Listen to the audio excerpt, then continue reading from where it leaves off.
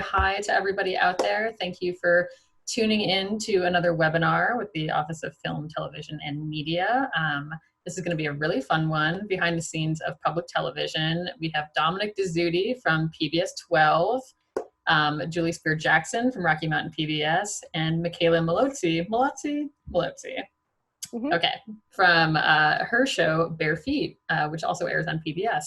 And we're going to be chatting with all these guys about how public television works and how you can get your material on air with a local public television station. So I just wanted to thank the panelists for being here too. This is going to be a really awesome, interesting discussion. And for all of you guys out in the audience, remember that at any time you can go to your little Q&A box at the bottom of the screen and type in a question. And we can go through those as we go along if they fit in with the conversation. And we can also wait until the end if you have like a more specific question, and we can address it then.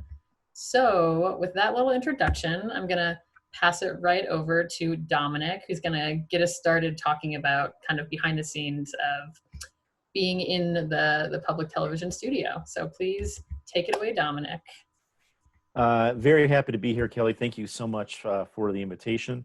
Welcome to all the folks joining us, whether it's live here or watching this later.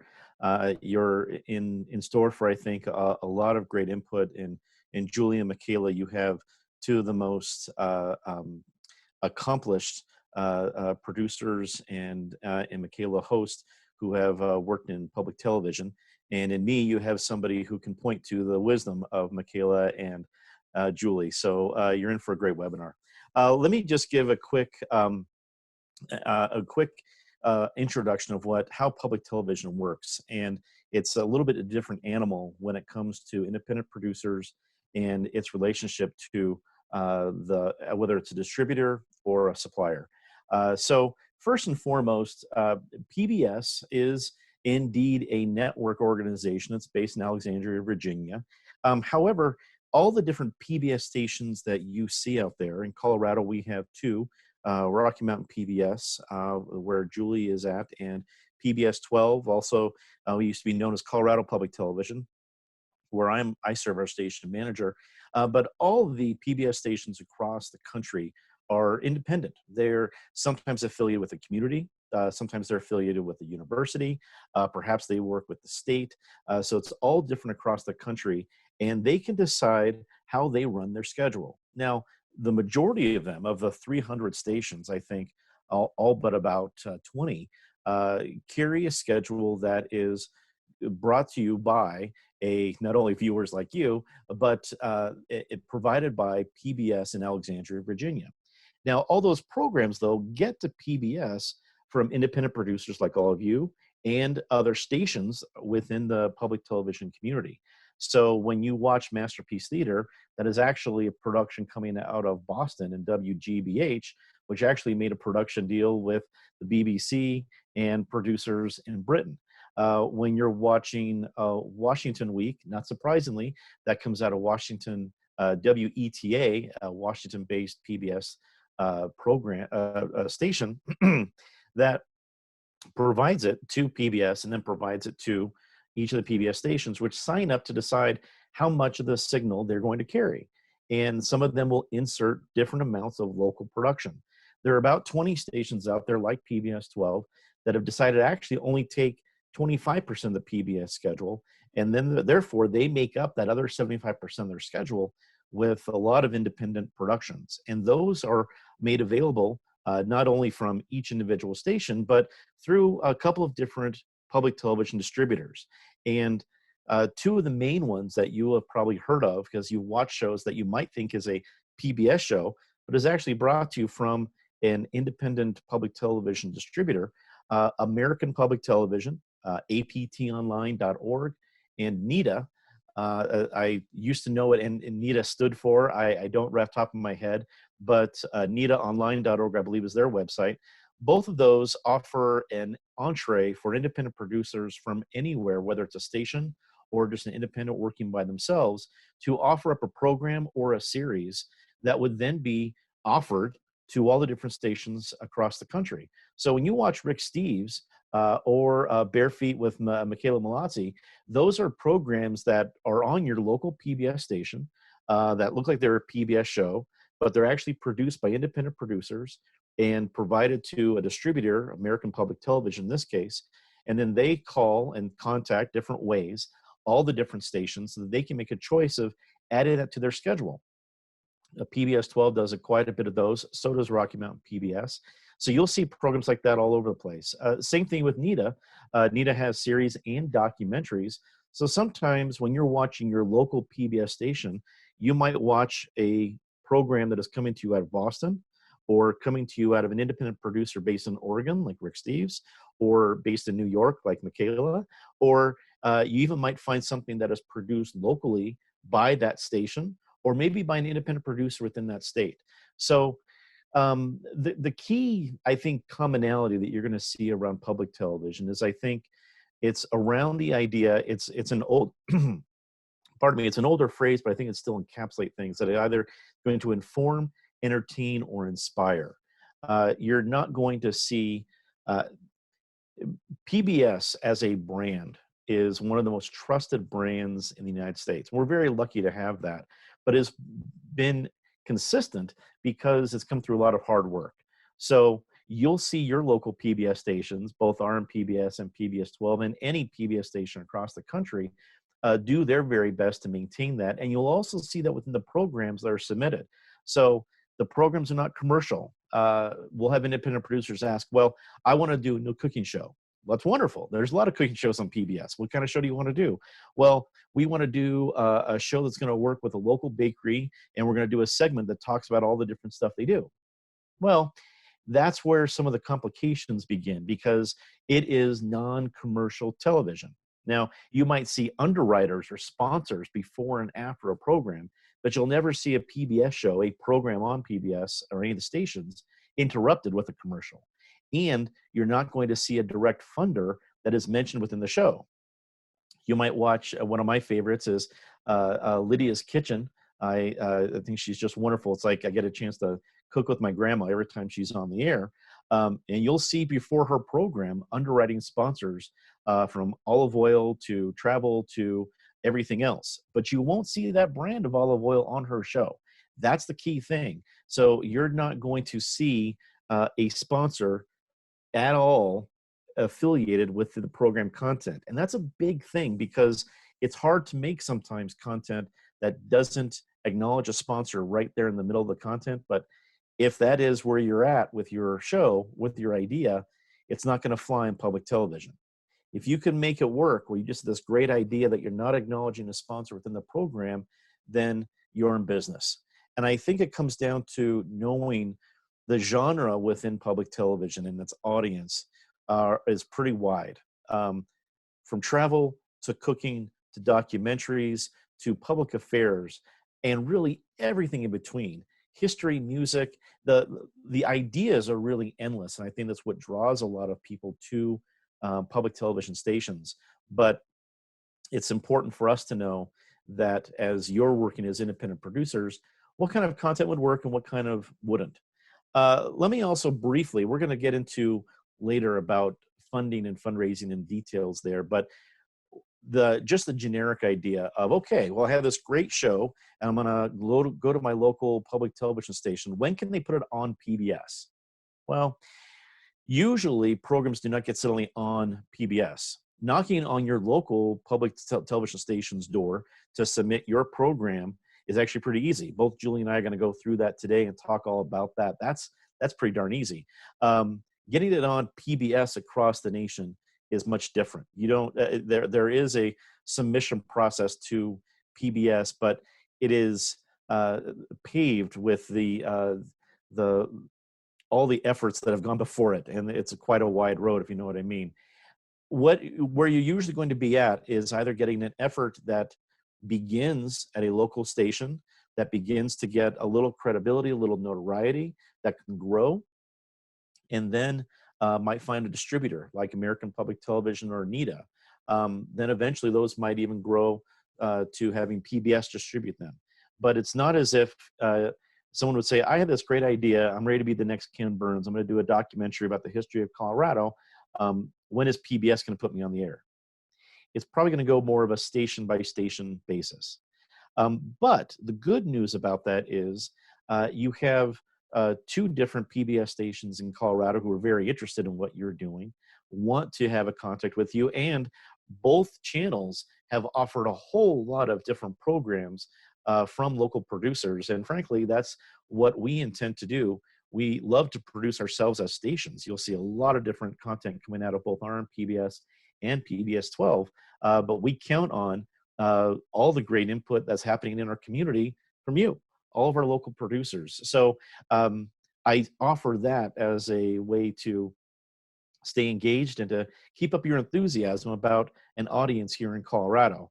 But also don't immediately think that here's my show and I'm ready for it to be on PBS. So when do you send me my check? Here's the other thing about this. Public television stations get a lot of their content from PBS, from American Public Television, from NEDA, and we sign up a very basic membership agreement with each of these organizations so that we can have access to their whole library. So that doesn't translate to making individual deals with independent producers for that. But what public television stations do have to offer in lieu of any sort of licensing fee is a great audience. It's a loyal audience. It's an audience that usually in almost any market represents some of your higher educated within your market. Your market is strong. A PBS audience demographics are known for being loyal. And I think we've had a somewhat unfair tradition of being an older audience. The key part about that is we have an audience that does skew a little bit older, but really skews the entire spectrum. So you're not just making programming for one particular part of that audience, or not one segment of that audience. You can really draw something that has a wide variety. I don't want to take too much time here in this introduction. I just want to set the table of what public television is for folks that are like, well, I have a show. What does that mean? How does it work with all these different PBS stations? We're going to get into a lot of the detail about how shows work, funded, how they can get produced. So all those details will be mentioned, but I'll look forward to any of your questions out there about, in general, about public television, things that we can answer. And then later in this special, we will get into what it takes and how really easy it is to get in touch with your local PBS station to submit an idea. We'll also get into the digital atmosphere and the fact that the PBS app is something that is available on a variety of smart TVs, on any iPhone, on any Samsung phone, really anywhere. And each of your local PBS stations, including RMPBS and PBS 12, have access to put programming on that app. So it's a really nice entree into what is the digital landscape and really where viewers are at. So with that, Kelly, I can toss it back to you. We have a lot of great folks to talk to on this, but I know we'll get to questions a little bit later. But hopefully that kind of sets the landscape of what public television is, how the different stations work, how we work with distributors, and I'll look forward to questions as we move forward. Thank you so much, Dominic. That was amazing. And you're such a public television person. I'm like learning so much and your cadence is amazing. So thank you for that. Yeah, I wanna shoot it over to Mickela now to speak a little bit to the independent producer side of it. And I know, Julie, you bridge the gap between both. So please jump in whenever you want as well. But then we'll throw it your way also for Rocky Mountain PBS specifically. So please take it away, Mickela. Thank you. Thank you, Kelly. Thank you, Dominic. And thank you, Julie, for having me. Thank you, everybody, for joining us. For those of you who don't know me, I'm the host and executive producer and creator. And as an independent producer, you'll realize you have to fit every and wear every hat for this job. But for the show called Bare Feet, where I travel and dance around the world. And the story behind Bare Feet is nobody else wanted to give me a shot to make my show. And I was watching the other webinar, the Jim and Jim webinar. What was the name of that? How to pitch your show? It was pitching and marketing, and they came from like the studio perspective. Right, right. So back in 2010, so this has been a 10-year-long process. So to sort of piggyback on what Dominic was saying of it is accessible to produce your show on PBS or on public television, excuse me. But it is a process. And what we also have to say and recognize is as an independent producer, you have to pay public television to air and distribute your show. So that's the big difference, is you're not going to be signed to any of these distributors. You have to pay these presenting and distribution fees. But once you're in the system, it's pretty magical within the built-in audience and this beautiful audience and very well engaged, highly engaged audience. So Bare Feet in a nutshell, basically, no one would give me a chance. So if you have this beautiful idea for a series or a documentary or a show that's educational, informational, and inspirational, as Dominic was saying, that could possibly fit on the PBS platform, and no one else really believes in what you want to do, where you don't have to make it malleable for another network or another platform, public television is where you should really consider. My show, I wanted to travel the world and experience every place through its dance and music and connect with locals. And back in 2010, people thought I was nuts. I was never a host. I had no production background. I had no TV background. So yeah, I was a little crazy. But I found by really immersing myself into the public television world, realizing how the system works, because it's quite daunting. Let's be realistic, right? Julie and Dominic, it's a little overwhelming.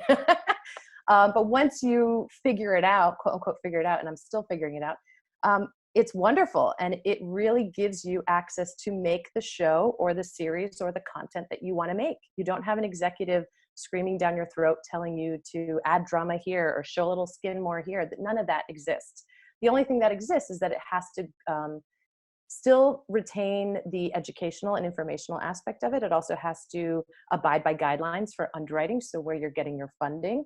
And depending on who is going to see this, whether it's kids programming, whether it's documentary style. Mine's a travel show, so I get to piggyback on Rick Steves' airings. I'm in that whole travel block, and it's just wonderful. So the idea for Bare Feet came to me, and I was pitching it. And like I said, no one wanted to give me a chance. And navigating public television made me realize the value of public television. So like Dominic said, it's a built-in audience. But what I think is incredible, and my story is the same, in that Dominic said, starting with your local public television station. That is key. When I started my series, I'm based in New York City. I went directly to a public television station called NYC Media. It's not a PBS affiliated station. So there are two different things. You have your public television station and you have a PBS station. So PBS affiliates pay a certain licensing fee so that they can have that PBS logo. They get all the PBS programming. The station that I was with is a local station, NYC Life and NYC Media, which is run by the mayor's office of New York City. So they created content that's New York based, but they also play the Rick Steves and the Lydia's Kitchen and other APT and NETA distributed shows. So they gave me a chance. Now, this is something really important. My local public television station gave me free airtime in the #1 market in the United States of America, New York City metro area, okay? Usually you would have to pay for that airtime. So when I was starting this process, getting that opportunity of having airtime on any station, so whether you're working in Colorado, I was in New York for this example, you're given a platform to push out your content to actual viewers who are interested in what you're doing. That's #1. Once the process then took it from local station to national PBS, which was on APTI and distributed through American Public Television, that process took another couple years. So I'm going to give you a timeline of how everything happened, just to give you an idea of what this means. I filmed my pilot. I took a chance, spent my life savings. We went to Italy to my family's little farmhouse and filmed our very first episode with friends of mine. That was in 2010. 4 years later was when the show started airing locally on my New York City public television station. So that was 2014. 2 years after that, I was able to raise the funds to start airing it nationally in 2016 on PBS stations. And Dominic was one of the first stations that ever aired my show. So I appreciate that, Dominic. But it just gives you an idea. Of course, I was learning how to create a show, but the usual process takes about 2 years from start to finish, because the funding process, and we'll go into this a little bit more, but you really have to give yourself time. You have to be very patient. And you are the person that is pitching yourself to find funding, but also pitching yourself for distribution. You are the face of your show, whether you are the host or not. If you are the producer and you really care about this, this is, I think, for public television, it is a platform for people who really give a damn about the work that they're doing and really care about the stories that they're telling. And I think that's what drives us. I know every other independent producer that I've ever met on public television, they eat, breathe, live, cry, bleed their show, because you kind of have to if you're going to do the public television route. So that's the big thing, is public television, you don't go in it for the money. Let's be honest. I have to be very transparent about that. However, Bare Feet wouldn't exist as it is today without the built-in audience of public television.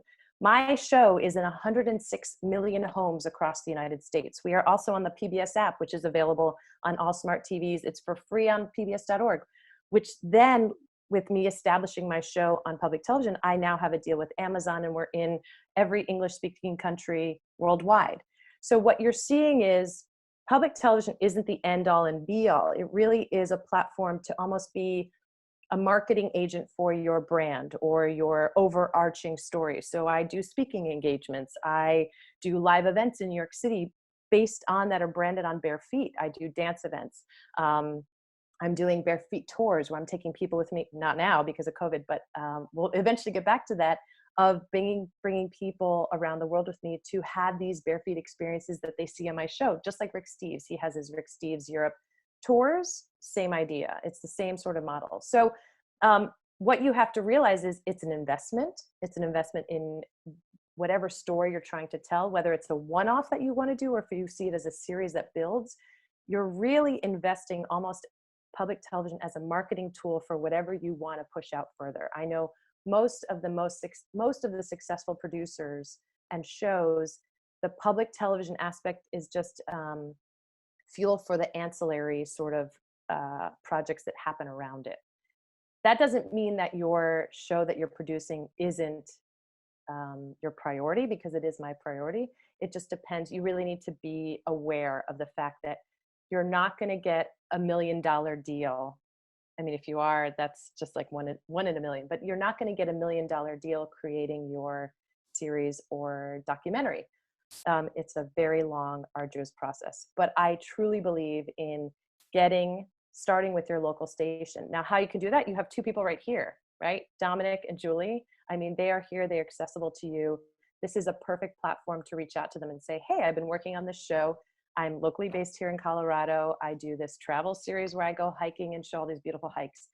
Dominic, that's a perfect show, right? And Julie, that's a perfect show. And that's informational for the locals. That is perfect for local underwriting. So you can do, again, you can't do brand integration, but it's a perfect opportunity to say, I'm going to be in these households here in Colorado. So local businesses would, of course, want to be supporting this. And I think starting from that jump off point, I cannot tell you how incredibly valuable it has been for me.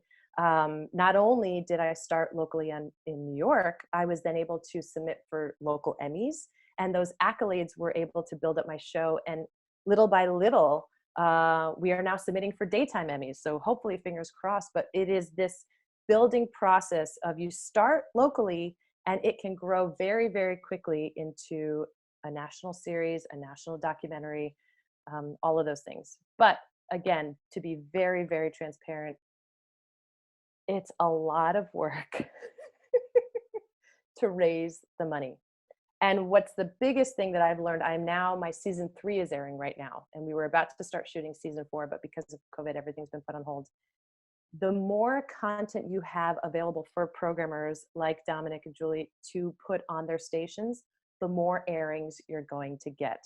So if you find that your first season, it's probably going to be one of your hardest, because nobody knows who you are nationally. No one's ever heard of your show. That's why if you start locally on a local station, that's a big plus, because you have the backing of a station that can say, hey, it's done this well in our state or in our city. That's a huge plus. And going, so if you have, let's say, realistically now it's between 8 to 10 episodes for a series. I do 13 episodes a season, which is a lot. Once I do a season 2, that's 26 episodes. Think about it. If you're a programmer, that's 26 weeks worth of programming they don't have to worry about. They put it in the time slot and it's done. So that's why being in the public television system is a growing process. you want to keep sort of adding into this whole production of feeding that storyline of the more content you have, the more those public television stations will be happier to work with you, because it makes their job easier to fit the programming schedule, and you get more viewership. Another thing is, you think in, you know, network and cable, let's say a season 1 runs once, right? It's 10 weeks and your show's pretty much done unless it gets a re-airing maybe a year later. Public television is incredible. I give them licensing for 3 years and I always renew it. So my season 1 has aired thousands of times across the United States. Season 2, same thing. Season 3. It is in the system, the distribution system of APT, American Public Television, available for all these PBS stations to cherry pick and say, you know what, this happens on Create. It's 9/11 weekend is always, they always love to show love to New York.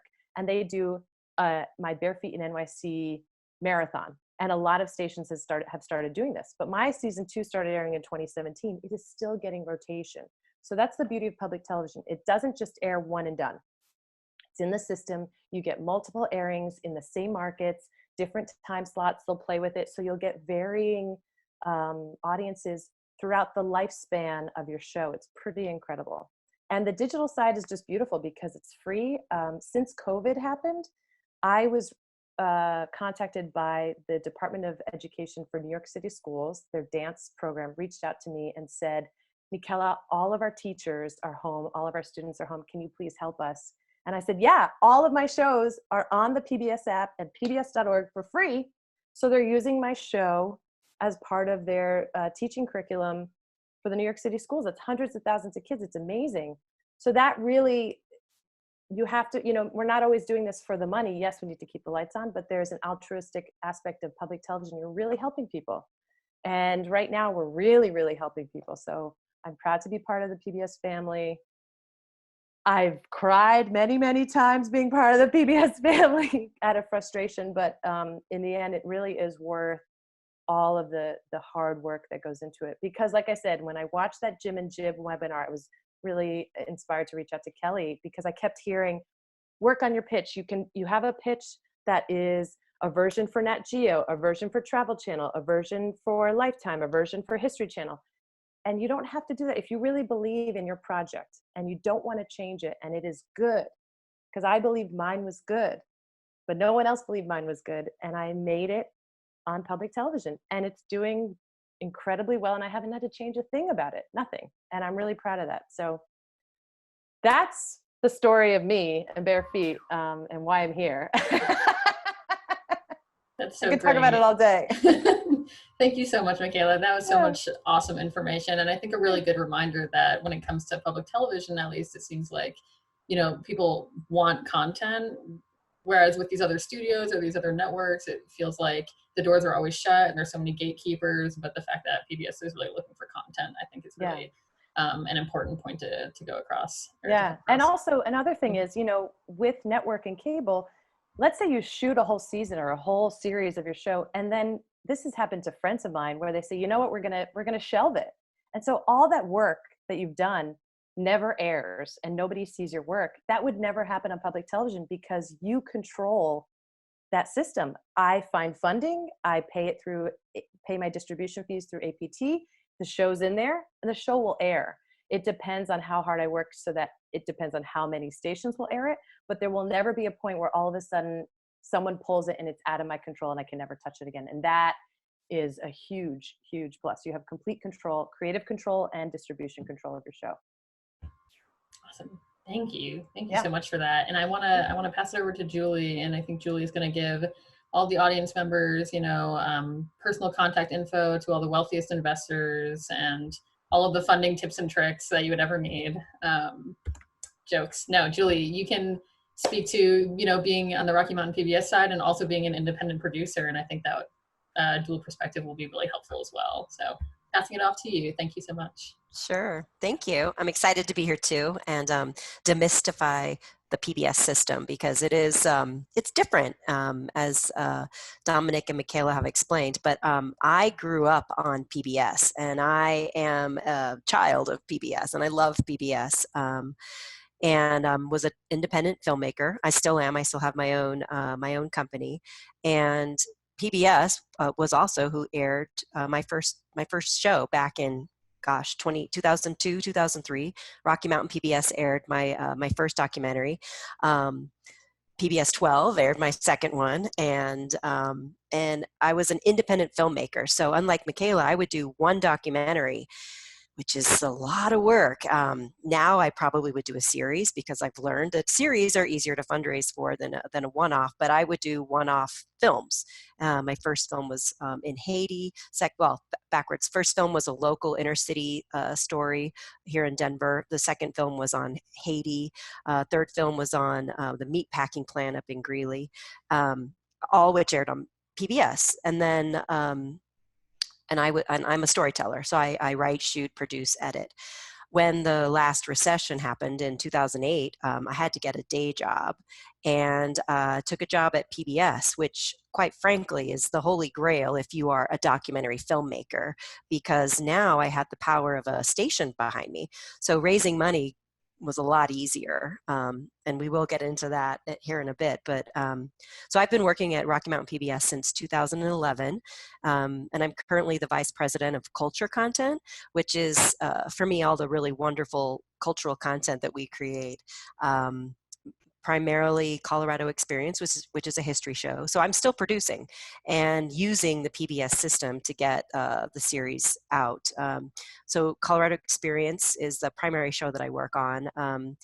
Arts District is another one. And then I've also created a lot of one-offs and used the PBS system to distribute the shows. One of them, like Mickela, is still in the system with APT, the Sand Creek Massacre. And it's a documentary that's award-winning and airing and will air and air and air. And that's another thing about PBS is that the life of a show, especially a good one, is going to be really, really long, which is great. So a lot of what we do is evergreen, just good stories, you know. So that's a little bit about my background. Dominic, NETA stands for National Education Television Association. Just there you go. Thank you so much, Julie. I appreciate that. I never remember that. Thank you. Yeah, no worries. So I have distributed through both APT and NETA. Through Rocky Mountain PBS, sort of, but it's still the same system, whether you're a PBS station or an independent. So that's something just to understand, is that that's the system that's required, and everybody follows the same system, unless you get on PBS National, which is next to impossible, because what is on the PBS system is things like Downton Abbey, that's produced by the BBC, like very high-end productions, Nova, Nature, and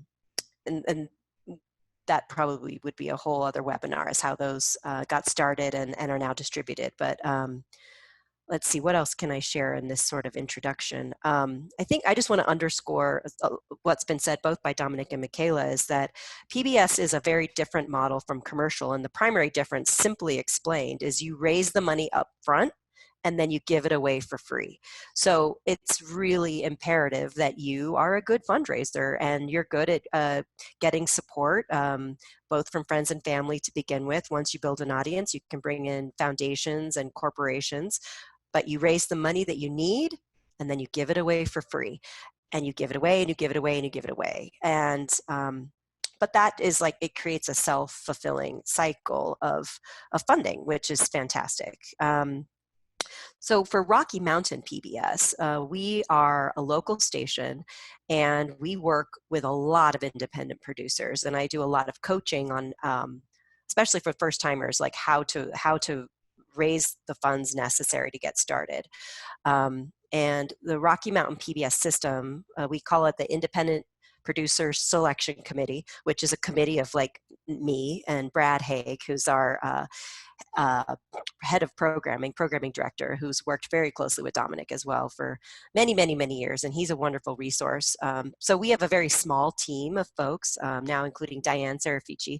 So like there's a handful of people, 3 to 5 people, who work with independent producers and coach them through the process. And super simply explained, the way it works with Rocky Mountain PBS is if you want, we can actually hear your idea and coach you through things like Dominic said. If it's a baking show and it's about this baker, that baker can't pay for it, like things like that. And just make sure you have the concept set. Once you have a rough cut, you can submit the film directly, and we can put in the chat the link. But our webpage is rmpbs.org, so Rocky Mountain Public Broadcasting System Station, Public Broadcasting, I'm looking at my shirt, service. I always get it mixed up if it's service or station. rmpbs.org, and there's in the About Us section, you can scroll down to program submissions. So if you have a rough cut, it's important to understand for TV broadcast, a half-hour block is 26 minutes and 40 seconds.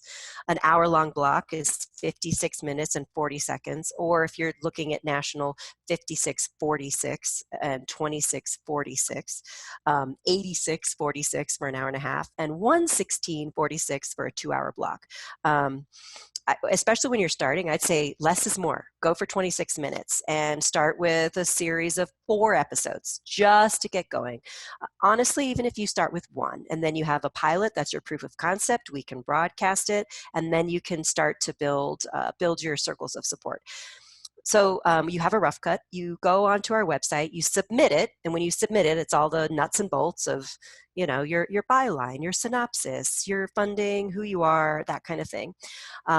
We review it. We do have some pretty rigid technical standards. You have to have your audio and color exactly right. So you have to really know what you're doing. High quality production. PBS is known for being it's great quality productions. So you really do need to know what you're doing, or hire contractors who can sweeten and deliver the film. Once you have been accepted, actually backing up a second, if you are raising money, we can also provide a letter of support that says that we're interested in airing your work. We reach 1 million people across Colorado, and that letter is a wonderful tool for fundraising, because anyone who's tried to fundraise for film knows that if no one sees it, why are they going to fund it? So having a PBS as a partner in the beginning is going to help you raise the support you need to get that money on the front end. And then you pass the tech specs, submit the film. It does take minimum 3 months for it to broadcast, probably closer to 6 months. And then if, say, it's a film about Martin Luther King, we're going to hold it and broadcast it in February. So just because you submit it doesn't mean it's going to air right away. And it definitely is more of the 3 to 6 month window.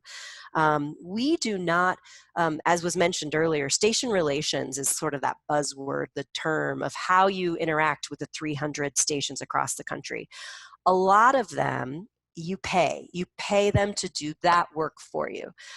We don't have a station relations department, nor do we have any station relation fees. So when you are distributing through Rocky Mountain PBS, you grant us a 1-year license to broadcast your film for free, so no charge. And what you get out of it is that audience. You get distribution, which makes your funders happy. You get an audience, which then creates that self-fulfilling cycle of more audience, more funders. We don't offer station relations in a normal sense, meaning traditional stations, I don't know, I think that the smallest amount I've heard is like $3,000 to $5,000 would be like the low end fee to do station relations. But if you're working with like a WGBH, I mean, you're upwards of, what's the going rate, you guys, 50,000? I mean, something around that. Do you know, Dominic? Yeah, I mean, Julie, just the swag some of these shows will send out as part of this process would be several thousands of dollars. So you're absolutely right. Yeah, it can get very expensive.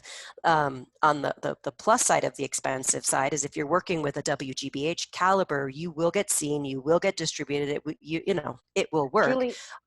Julie, do you mean presenting station, not station relations, right? Thank you. That's a great. But it's the station relations department that would be serving as the presenting station. Right. Yeah, that's a very. Thank you for that distinction. No. The PBS vernacular. there's some very specific words, but so stations can be your presenting station. We don't offer that service in that we're not going to take your show and distribute it. for Colorado producers that we have worked with and that we have aired, we do work with them to help them navigate that system and make introductions to our sister stations across the country. But we don't have fees that we take for that service. But we do end up serving as the presenting station to local producers who we have worked with and coach them through and, you know, make some friendly phone calls in their behalf. But it's nowhere near what might happen if you go to like the Nashville station, who does this on a very consistent sort of normal basis. So that's very high level how to work with Rocky Mountain PBS. And yeah, there you go. Thank you. That was really awesome and helpful. I see we have a couple funny questions and one question coming in. I want to start with this Q&A session with a couple of mine, a couple of things that we covered in our pre-discussion for this webinar, and I just wonder if you guys can speak to some of these things. So let me look through my list about notes I was taking. Well, Kelly, yeah, before we go forward, maybe we should clarify what station relations and what presenting stations are, because I think a lot of people on this, the attendees, this is all new jargon for them. So what we were saying before is distributing, like for me, as an example, I distribute through APT, American Public Television, but I use a station as sort of a middleman in between the distributor and my station and the rest of the stations, because Dominic, you can attest to this, and so can you, Julie. Most programmers, the people that program these schedules, do not want to deal with me, the producer. They deal with the presenting station. So I go to a station. There are a handful of presenting stations across the country. WIDA is one of the big ones. That's where you're paying $100,000 for these services. It's crazy. Or a smaller presenting station where you could pay $10,000 for the same service. It really depends. You can shop around. But they act as a conduit sort of for you and a representative for you to be able to present your show into a distribution platform like APT. Within that system, there is another thing called station relations, where there's either the presenting station has a representative that does that in-house, or you hire a freelance presenting station relations person who basically on your behalf will pick up the phone and email and call people like Dominic and say, hey, Dominic, Mickela has a new season of Bare Feet. It's coming out in June, and I know that you're having this travel block on Saturdays. Do you want to fit her in? That's their job, is to find the best points for your show or series or documentary to be programmed into the schedules across the country. Because again, my show airs Thursday nights at 9:30 in New York, but then it airs Tuesday nights at 7 p.m. in LA, and it airs Fridays at 5 p.m. in San Antonio. It is not watch me on PBS every Tuesday at 7. It is every single market starts it at a different time. So sometimes it's starting in November. Another station will start in October. Another station will start in February. So that's another thing, is it's rolling distribution. So a presenting station is someone you work with to help you facilitate the deliverables, all of these things. And a station relations person can either be hired out separately or in-house with your presenting station to do all of that pitching work, basically. So that I just wanted to kind of clarify, because even when I started, I was like, I don't know what this means.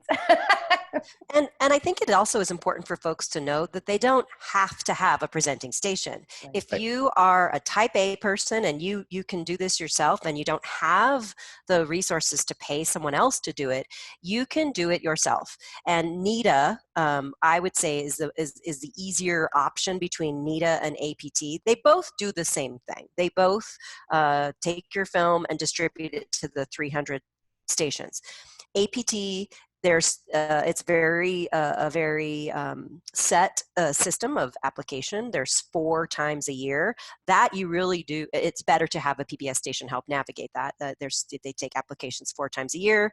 Something like 80% of the stations have to vote that they will air it, and it takes a long time to navigate the APT process. But once you're in, your distribution is going to go a lot faster and be a lot easier because it's with APT.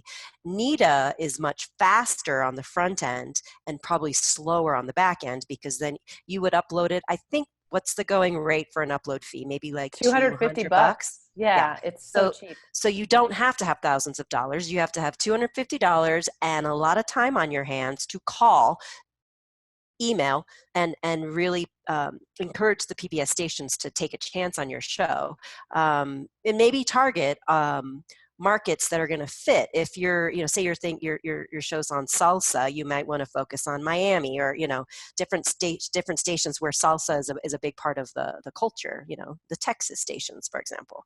And once you start, and PBS is very much a friend-based system. You find the people who are going to be your advocates, and you just start building your circle of influence. So, and I just want to add one more to that conversation. I couldn't echo both of your points more. You're absolutely right. I wanted to add with the great methodology that you have to get into RMPBS. If you're a local producer, you have something to offer to them. I think it's great they have a whole committee that's also, you have the kind of experience Julie Speer Jackson has of fundraising and creating Emmy Award-winning shows. To have that kind of access is fantastic. We have a far more complicated process of applying at PBS 12.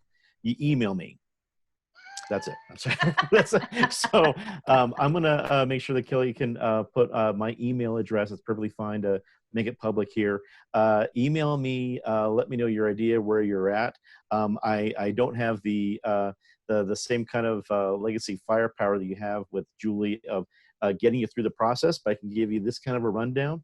And we're always excited about broadcasting a show. I think it's, we say it quite a bit, but there are not a lot of markets who have multiple public television stations, but when they do, there's just that many more opportunities for the audience to see storytellers like all of yourselves see your points. So I think the nice thing about it is, if you've got a great idea out there, whether it's an idea form or I finished the show, I finished the series, you have a couple different venues to go to. So please feel free to email me directly with your questions, and good luck. We're always looking for new stories to be told.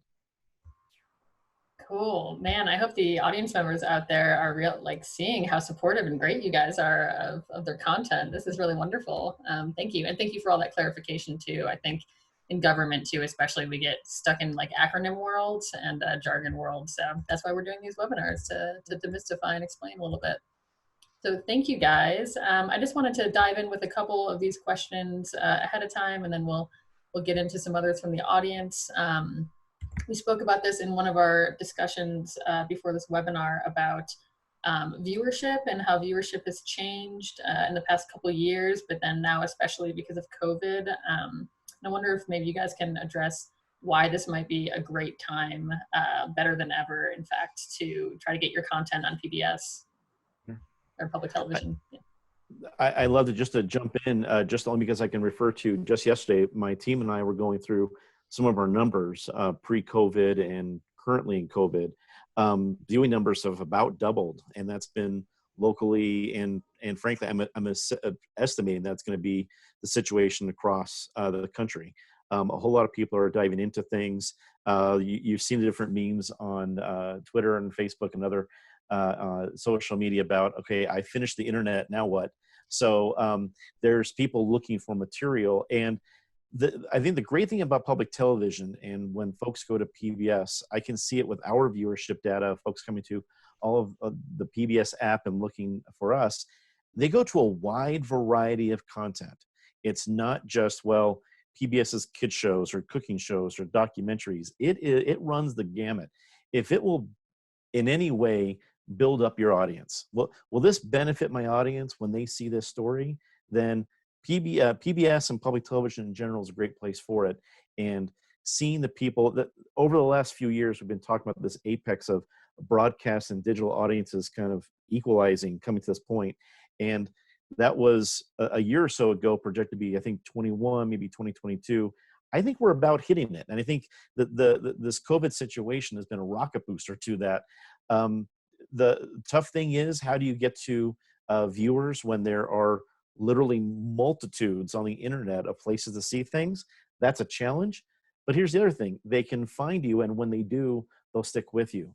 So PBS built a really great app that is accessible from all the stations. So if I'm in Seattle and I want to look up Colorado history, I can watch Julie's documentary, even though her as a Colorado public station put it there, but I can watch it in Seattle.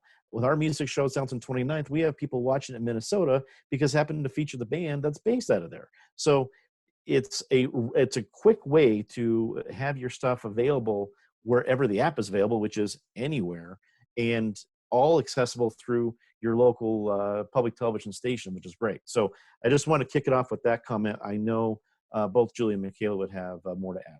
Yeah, and it's the same for us.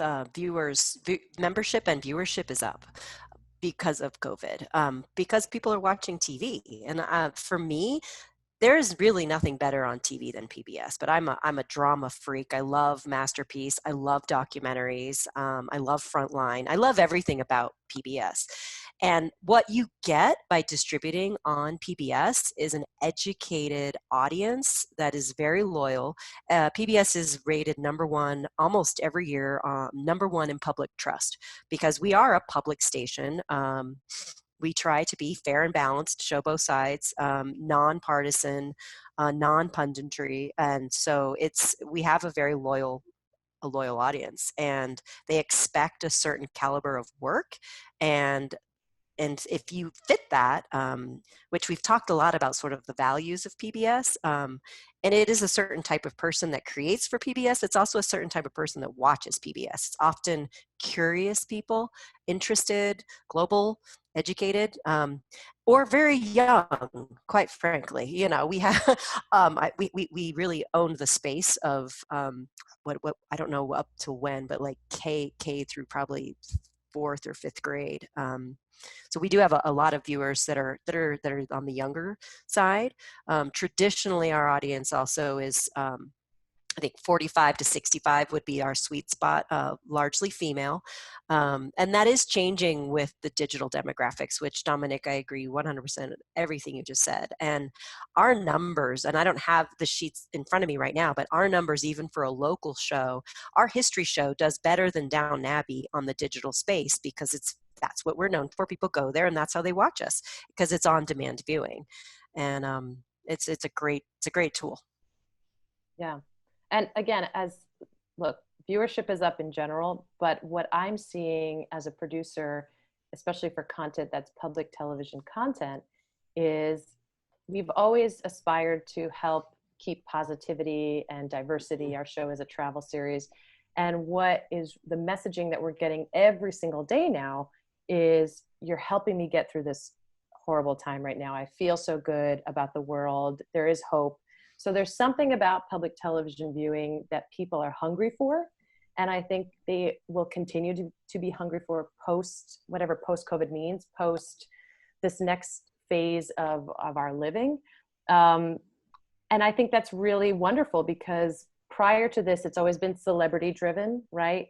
And that's across the board for all content. I also what you have to remember is, like I said before, public television is a platform to sort of help overall your overarching story. I work with other distribution and brand integration and branded content off of public television. That's another thing that you can remember when you're doing stuff for your underwriters. Yes, you can't do brand integration on broadcast, but you can make videos on digital and on your social media to help promote their products. So there's a bunch of things we could talk about later. However, I work with Condé Nast Traveler. Condé Nast Traveler has told me all of their celebrity content is tanking. And all of the content that features people that are unknown, that are telling good, beautiful stories to uplift people, are going through the roof. And that's what public television is all the time anyway.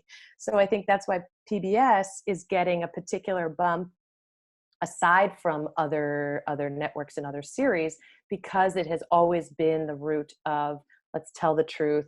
Let's tell these beautiful stories. Like for me, especially as a travel series, and the other travel series that I am partnered with, like Rick Steves, like Samantha Brown's show, it's always been that, and people are hungry for that, and people are realizing that that's really valuable as like for our society. You know, it's really good that we should be seeing positive content. So now is the time. Plus, all of these networks, aside from public television, need the content, because everything's on hold. All production's on hold, everything's on hold. So if you have something in the can or partially in the can, this is a really incredible time to be able to distribute it on public television. I know APT, I just heard that APT is canceling all of their late fees for deliverables because they need distribution for content. So if you want to deliver even up to the last minute, there's really 4 times to present through APT. But I just heard from another producer the other day that they're canceling all late fees because they just need that content. Because soon those production lines are going to come to a close where at some point no one was making new content. So if you have stuff, now's the time to show it.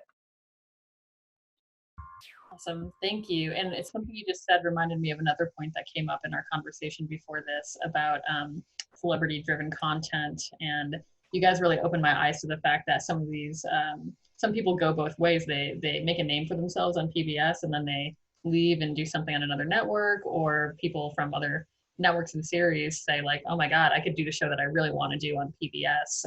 So I wonder if you could just give us a couple of those examples, because I think it's fun and inspirational to see how some of these big names can kind of go between and go both ways.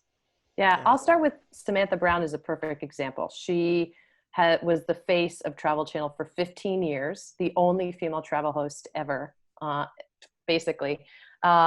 She was then basically fired because she was pregnant and had 2 kids, double standard for a woman. And her husband's a producer, reached out to me, and she decided to go the public television route because she's like, I want to create the show I've always wanted to make. And she actually kept her same team from Travel Channel for her production team. And everyone on her production team, when they started filming the show and editing, they're like, this is the show. Everything in the show is everything that Travel Channel cut out from all your other shows, which is a really interesting comment. That tells you a lot about public television and the other side, and she just won her first and second daytime Emmy for best travel series and best host ever. And it was the show that she decided to make. So we had, going from Travel Channel and she's a huge celebrity in the travel world. And she took her show to public television.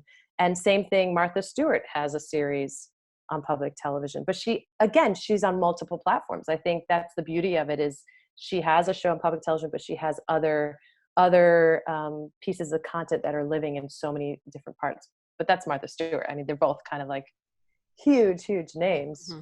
Right. So that's an interesting thing to point out. When you produce through PBS, you retain ownership of your work, whereas with commercial stations, a lot of times they own it. So that's great. Josh Groban, actually, backing up a second, the pledge model is another way to distribute through PBS, and there are a lot of people who have gotten their start through pledge on PBS. So pledge is when we raise money. 90% of our funding comes from the community. So we actually are the largest membership organization in the state of Colorado. I don't know what the number is today, but it's around 100,000 people are members, and that's what keeps the doors open and the lights on. So pledge is when we go on and say, for $29.99, become a member of Rocky Mountain PBS and we'll send you this thank you gift. Those thank you gifts have been the launch of a lot of great people. So going back in time, some people may remember Josh Groban. He got his start on PBS doing pledge shows. Susie Orman, a financial consultant who now has her own show, I think on CNN, still actually uses the PBS pledge model to support PBS, get her products out. So if you have a pledge show idea, that's definitely something you can also come to PBS for. That's where you would have what we call premium, a gift, a CD, a book, some kind of a package, some product that you could sell. PBS could be an interesting place for you to get your start. And what's interesting now is full circle. We just did a pledge show for Big Head Todd and the Monsters, who is a local Colorado musician looking to get they have a really cool blues club, Big Head Blues Club, I think. So they did a special with PBS, and we've now released it as a pledge show. So. And Dominic, do you want to talk about your buddy Rick Steves, how his Yes, I'll include that link in the chat to Dominic and Steves. Yes, so I think it's a great example. You hear these different personalities. It really kind of speaks to the culture within public television, that you see people really working together. Mickela, I'm quite confident that you've had opportunities to talk with Rick and Samantha at different places, and it's not like you're walking to competition. Those are now they're colleagues and they're friends, and that is the same way with Julie and I. We're two different stations here in the the market, but we're also good friends and good colleagues. And I think that's what all this is about. And frankly, what probably pulls a lot of personalities back to PBS. It's a launching pad for a lot of places, and then you see them coming back. Rick Steves is a great example, and what Mickela's referring to. My production team got creative over this COVID quarantine and said, what would the quarantine look like for some of your PBS favorites? And we did little spoofs about what it'd be like. One of my colleagues, Heather Domko, dressed up like Bob Ross, and she painted a very happy little couch, because of course you're inside, you're not outside. Another colleague of mine, Heather Dalton, was Dolly Parton, and what her new segment for country music would be now that she's in quarantine. And I did a quick segment about what would Rick Steves be like, because he can't be walking around Europe, so maybe he's walking around his own house. And I did a quick little tour of my house as if I was Rick Steves, and just really a kick. And it's nice to know that it's part of this culture within public television that celebrates people. It's not snarky. It's about being able to enjoy this together. It really is this kind of welcoming fraternity that people are excited and welcome to be a part of. And that counts with all of our independent producers. I'm very happy. I'll kind of use this opportunity to pitch one of our newest.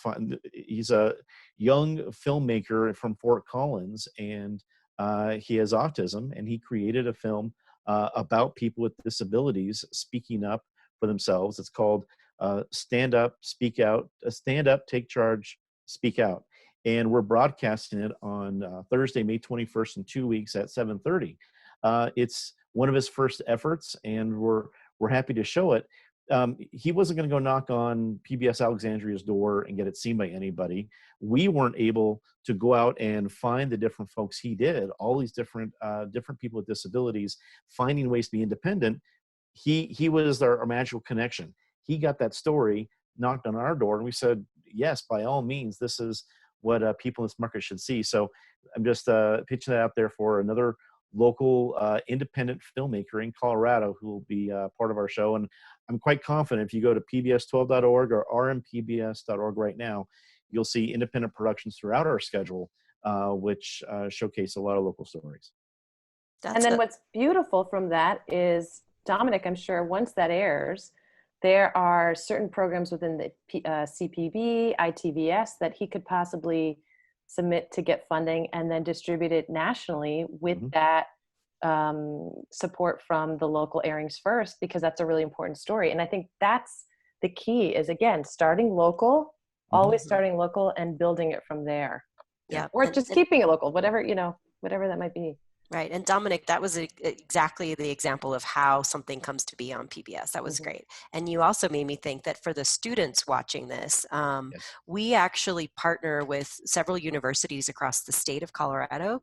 So if you are attending or near Fort Lewis College, CSU Pueblo, CSU Fort Collins, or Colorado Mesa University in Grand Junction, or Fort Lewis College in Durango, we are actually working with teachers and teaching curriculum of how to make a documentary, how to make a segment for our arts district show. And so we're teaching students and then getting their work already on PBS in college, and then teaching them about our independent producer model, and I'm really excited to start having now a generation of young filmmakers who have already been on the PBS platform in college.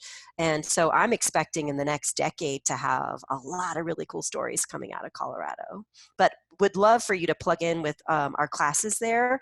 Also, we have a very robust internship opportunity throughout all of the regions that we're working in, which is Denver, Colorado Springs, Pueblo, Durango, and Grand Junction. That's where we have offices, and we have internship opportunities in all of those regions. Not right now because of COVID, but I'm hoping in the fall, things will sort of settle into a new normal and we'll be able to offer internship opportunities. Awesome. Just had Thanks to for do a that. little plug there. Yeah, totally. And I want to give a special shout out to CSU Pueblo, because I think on the registration list I saw quite a few CSU Pueblo EDU names. So hey guys, Nice. thanks for being here. Nice. Shout out to Sam Ebersol, who's Yeah, teaching yeah. our class down there. He's awesome. I think He's a on the line. PBSer himself. So I'm going to go ahead and start rolling through some of these questions and comments. Some of them are funny, so you might regret it if you submitted it, because I'm reading them out loud. Micah is very excited to see you, Dominic. He hasn't seen you since high school. Great. Micah, great to see you as well. In this little format, who would have thought two Wheat Ridge farmers could go and make life grand 30 years later? Quite a way to celebrate our 30th reunion via a webinar. It's great to see you, Micah. Congrats on the 30-year reunion. Julie, a former producer at Rocky Mountain PBS, who you know very well, loves the painting behind you and would like to know who the artist is. So cute. So when I stopped making yes and hello, I'm assuming that's Mario, right? Yeah. Mario was my partner in crime for a long time, and I miss her dearly. But after I'm done making TV, which will probably be never, I will be a painter, and those are two of my. Aw, that's amazing. Yeah. Very cool.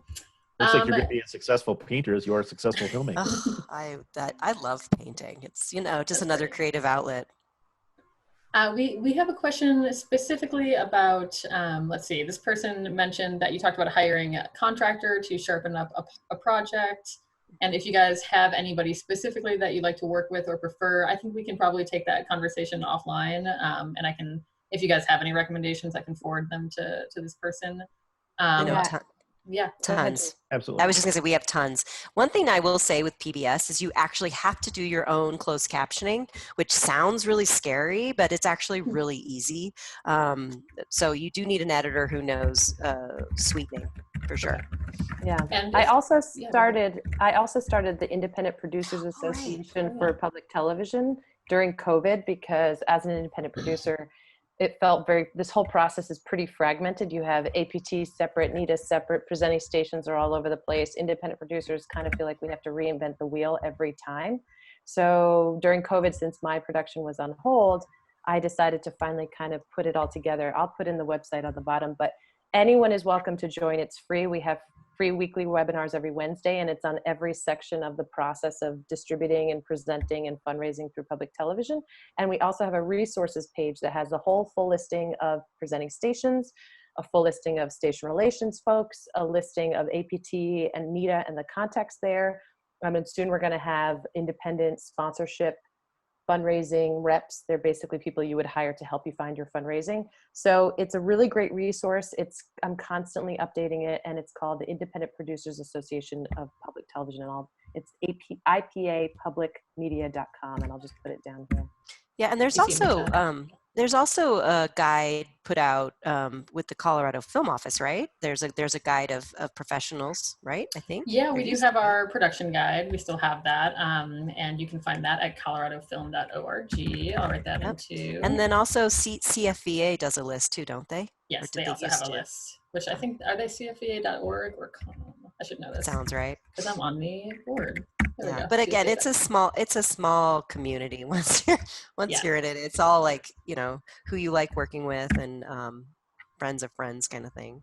Exactly. So the second part of that question had to do with animation, which I thought was really interesting. And I wonder if public television has different, rubrics or anything by which they evaluate if they can put an animated show on or not. Yeah. If we talk about animation a little bit. I would say it's whatever your work is, submit it. Let's see it. We have one of our shows is called In Short Student Films, and there's been some animation, experimental, drama, really anything goes. It's just got to be good. Yeah, I would totally concur with that. We've had the good fortune of working with some of the local universities, CU and Metro specifically, where we've done a student film series. And basically, if it was a class and they put together some films for us, we pack it into kind of an hour or two. It's been all different genres, and they did one, I think it was last year, that were different animated pieces. So I think there's always going to be a hunger for it. Animation could go in about any direction you can possibly think of. I'm an animated fan. Right there, I've got a little Warner Brothers back there. So I'd say I've been a fan of animation for an awful long time. I think it really just comes down to what you're looking to do with the genre. Is it, cool little short stories? Is it longer form? Is it a kid show? I will tell you that if you're trying to build a kid show, hey, the PBS does a lot of kid shows, and I've got this great idea. That's fantastic. But know that when you do come to public television with a kid show, you are walking into the place that has the gold standard. I'm always pretty modest about different things, but when it comes to bragging about PBS's role when it comes to kids, it is the gold standard. That's where Sesame Street is. That's where Mr. Rogers came from, Electric Company, all the legends, the Mount Rushmore of children's programs it starts and ends with PBS. Nickelodeon, Cartoon Network, Disney, they've all done wonderful stuff. I have nothing against that, but they are all competing for second place when it comes to kids programs. So just know that as I've got this great show for kids, if you're trying out for the Yankees when you're approaching PBS with a kid show, still do it because you might have a rocket arm and we might want to put you in the lineup. Just know that come with your A game or start small and then get bigger. But when it comes to doing an animated series, public television audiences be very open to that. Yeah, I'm just gonna approval process like way harder for. Well, not locally. Sesame Workshop was one of my clients as an independent, and I had more child psychologists and educators, child specialists, developmental specialists that I worked with than actual production staff. So that you are totally right, Dominic. On a local level, that bar is a little bit lower in that we're not going to be looking at, well, what are the state standards? Who's your teacher and advisory committee? Like, we don't look at it and scrutinize it the way that the national schedule would. But the daytime schedule for PBS is like, that's set, and it's Sesame Street all the way up to Arthur. They're really, that will take your life to get on the PBS national schedule. But starting with your local, the local PBS, and then building regional support, it's very possible that you might end up going national. But Dominic is totally right. Bring your A game, have child psychologists, developmental specialists on your team so that you're taking care of that from the get-go. Because if it's on PBS, it has to be educational. Yeah. Also, with animation that's not full animation shows, we have animation animated segments like maps for a travel series. And what we were able to do is, because my presenting station now is the local station in New York City, they do in-house production. So in kind, they were able to support me in kind with their in-house animator and graphic designer to help create those maps and animated maps. So I saved money on working with hiring someone outsourcing, and it was in-house, and they know all the guidelines for public television. So it was actually really helpful. So you may want to work with someone who's local. Maybe you have someone who does in-house animations or graphics for other shows that are productions of the local station, and see if they can help you with that. Or they may know of people that they use outside. Awesome, thank you. Mm-hmm. Just looking through a couple of questions. We actually have a couple related to podcasts, so I'm going to try to combine them a little bit. One person has a goal of revamping their podcast into a video series. They are a radio broadcaster and MC, but doesn't have very much experience with camera work, which Mickela, maybe you can speak to. And I also think maybe Julie, you mentioned earlier that Rocky Mountain PBS kind of coaches you, so maybe you can, I don't know, talk a little bit about how somebody could go through this process if they don't have much experience. Sure. And we are actually a TV station that has 3 radio stations as well. So we do have a lot of crossover from audio to video and, back and forth. So like our show, our Colorado Experience show also is distributed as a podcast. And we actually have a really random following and have gotten emails from people in Japan listening to the podcast. In terms, I think we don't have as much space on our radio to airwaves to to program for broadcast, but we are definitely looking at building out our podcasting distribution. But there's a lot of other, like, SoundCloud and ways that you can distribute your podcast directly. We do have a megaphone, and with us helping distribute it, that would be great. Our radio arm, Kuvo, has an app. And so on the podcasting side, PBS right now doesn't have a podcasting distribution mechanism the way that we do for digital television, the PBS app that Dominic was talking about. I'm not as familiar with NPR and if they have something similar, but and jump on in, Dominic, if you know that. NPR's got a NPR One, I believe, is their podcast arm. I think this question from Micah, there's a lot of ways to kind of jump from where you're at. I think the other great thing about public television is that while it's all quality television, it does not need to be whiz-bang graphics and sexy action. You don't need to create something that is going to be wowing an audience at 7 o'clock on CBS. And while it didn't do the point I'm trying to make is, if they'll let me on prime time on a local public television station, there's a lot of talking heads they'll let on public television stations. So your podcast with the right camera can be the right kind of content. It's not a huge jump. It's significant, but it can be done. And there's a lot of great public affairs conversation style programs on public television that are not done with 30-person crews. They're done well, they're done sharply, but they can be done relatively inexpensively compared to larger productions. So you've got a lot of great input here, Micah. Feel free to shoot me an email.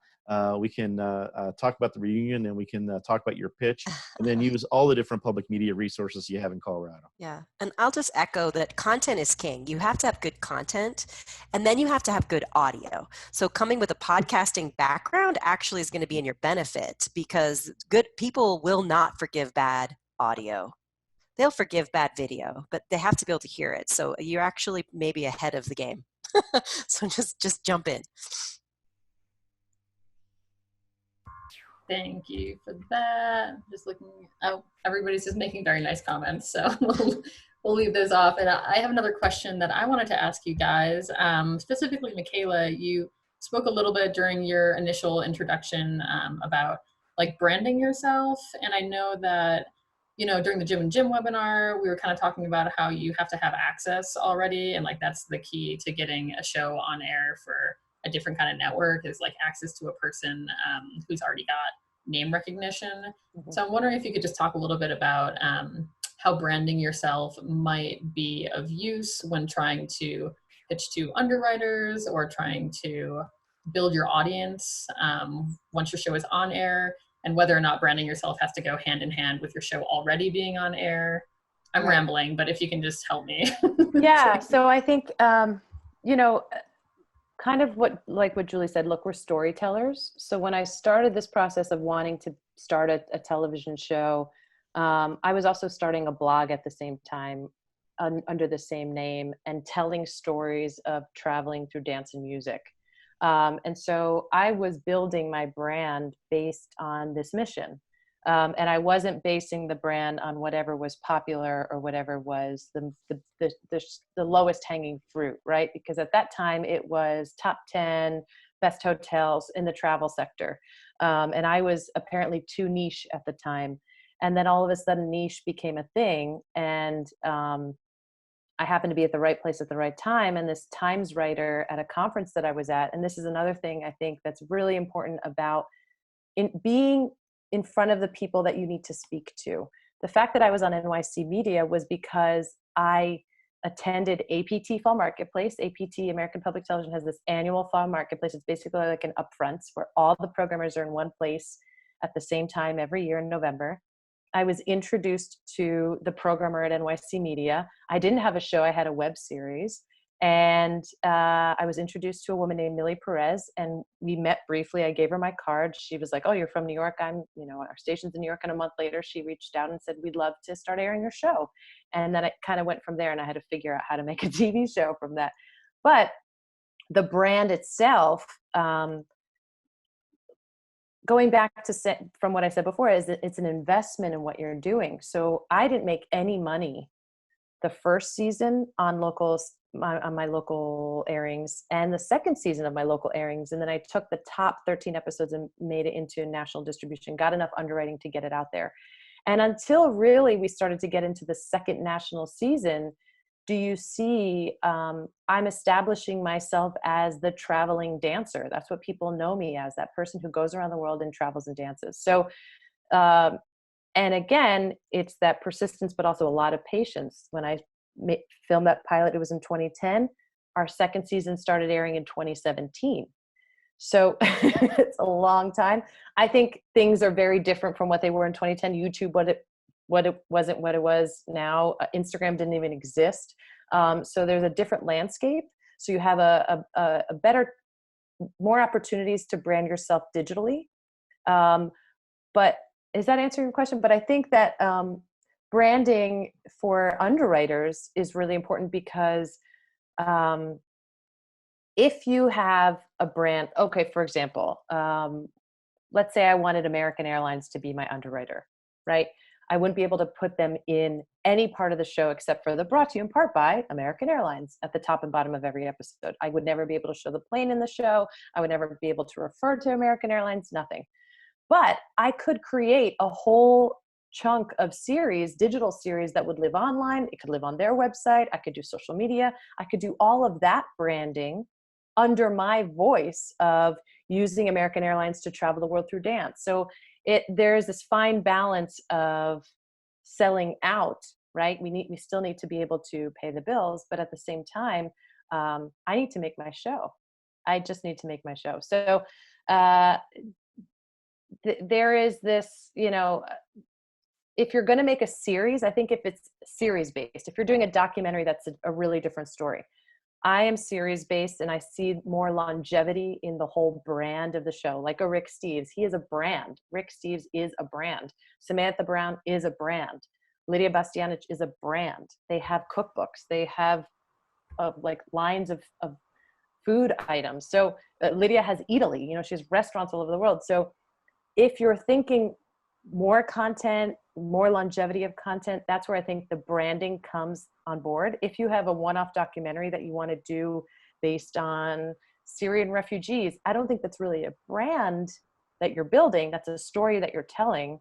So it really is dependent on the type of content you're making, how you want to be positioned for distribution, that kind of stuff. I hope that answers your question. Yeah. It seemed very... No, I think that's really, really helpful. And I think Dominic Dezzutti is a brand, and he can talk to us a little bit more about that. Doofus is a good brand, but yeah, that's a good point. I just want to add 30 seconds to what Mickela said, only because I wanted to underscore the unique achievement that Mickela has made with her own brand. The travel genre within PBS, you have your Rick Steves and Rudy Maxis and folks like that. They're all fantastic. But Mickela came out with something unique, and that is such a cool stamp. And that's what stood out to my team, and how we were excited to broadcast her the very first season, continue to, because this was something fresh, but still related to an audience. So if your brand can find that kind of a niche, it's not easy. I mean, we've heard Mickela's journey. She put a lot of, and has continued to put a lot of hard work into it. I just wanted to underscore what kind of cool contact and person we have in Mickela, that when it comes to branding, she found something within a very popular area, and then a unique niche. And that was really cool to see. Thanks, Dominic. Thank you. Very welcome. Thanks. Very cool. Thank you. I know we only have like a couple minutes left. I think our last question has to do with biblical content and religious content. And I'm wondering if you guys can maybe just do an overview of appropriate content versus and those guidelines versus inappropriate content. I jump in really overall. There's a couple of years ago, they had changed the policy to if it was an actual religious service that we can have on, that did not count the shows that were grandfathered in. So you're seeing other PBS stations, including ours, that have different services. They started years ago. We have Mass for the Homebound, which was started, I don't know, a million years ago with the Archdiocese of Denver. But if it's an actual service, there's now a policy that this is my understanding of the policy, that public television stations can't go there.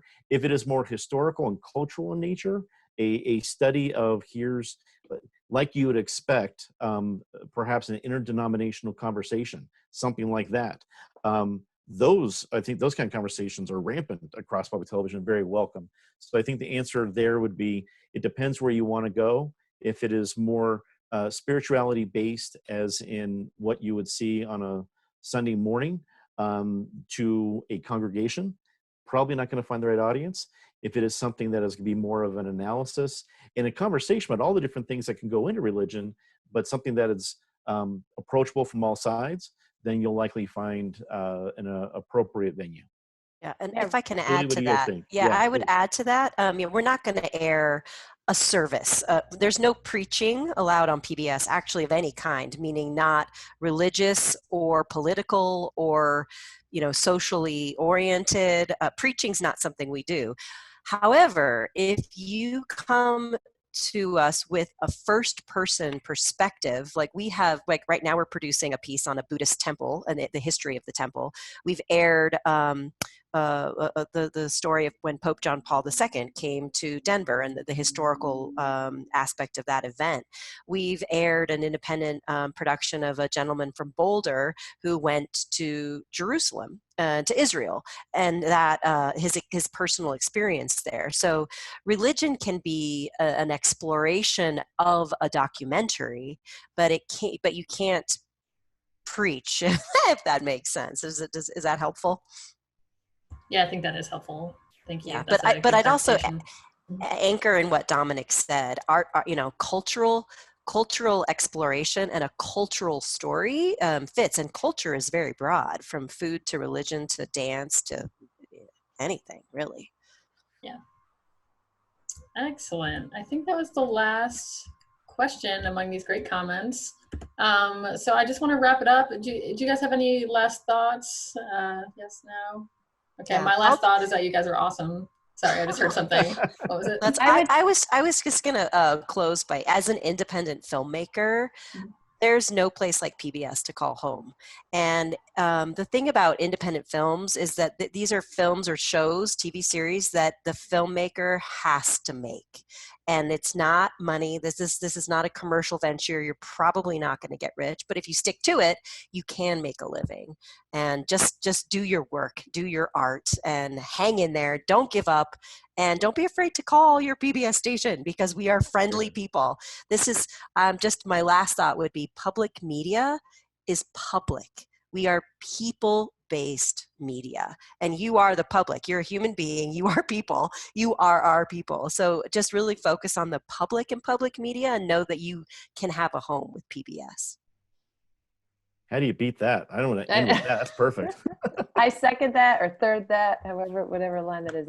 Yeah, that's amazing. Well, thank you guys for being here to do the panel. Thank you to the attendees who are with us. This was awesome. I think this was so much amazing information. I'm like kind of babbling because I'm so happy about this whole panel. If you guys are still watching and you'd like to share this with somebody who might find it relevant later, we're going to have it up on our YouTube channel by the end of today or tomorrow sometime. So check it out there. And yeah, keep an eye on our website, coloradofilm.org/webinar-series. We're going to have a couple others coming up in the coming weeks that you might find useful. So thanks again to all of you guys. You were awesome. This was the best. Thank you. Thank you. Thank you, everybody. Great to be here with you. Everyone. Have a great rest of your afternoons. You too. Bye. Bye.